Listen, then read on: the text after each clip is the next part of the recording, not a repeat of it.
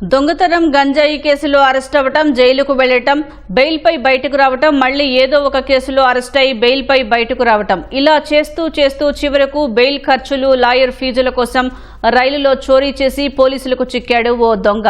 Bhimavaram railway స్టేషన్లో అనుమానాస్పదంగా తిరుగుతున్న యువకుడిని రైల్వే పోలీసులు అదుపులోకి తీసుకున్నారు.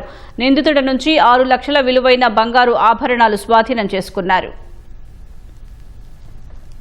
భీమవరం జంక్షన్ ప్లాట్ఫామ్ నెంబర్ 2 మీద సస్పెక్ట్ చెకింగ్ చేస్తున్నాం. ఆ క్రమంలో మమ్మల్ని చూసి ఒక వ్యక్తి పారిపోవడం, అతన్ని పట్టుకుని అతను ఎందుకు పారిపోతామని నిలదీస్తే అతను తనంతట తానుగా తను చేసిన నేరాలు చెప్పాడు. అతని పేరు మర్లపూడి పవనం. అలాగే రీసెంట్ గా రాజమండ్రి 2 టౌన్ పోలీస్ స్టేషన్ లో ఒక గంజా కేసులో కూడా అరెస్ట్ అయ్యి జూలై 14ని జైలు నుంచి రిలీజ్ అవడం కూడా జరిగింది. ఆ క్రమంలో ఇక్కడికి ఎందుకు వచ్చావు నువ్వు అని విచారించేసరికి ఈ కోర్టు ఖర్చులు, ఈ బెయిల్ మీద రావడంతో ఇతనికి డబ్బులు అవసరం అయ్యి, ఆ డబ్బుల నిమిత్తం ఇతనికి డబ్బులు లేక డబ్బులు కావాలనే ఉద్దేశంతో ఇతను గతంలో చేసినటువంటి రైల్లో చేసినటువంటి 2 దొంగతనాలని మాకు చెప్పడం జరిగింది. వాటిని ఈ రోజు భీమవరంలో అమ్ముదామని చెప్పేసి తను తీసుకుని వస్తుంటే మనం పట్టుకోవడం జరిగింది.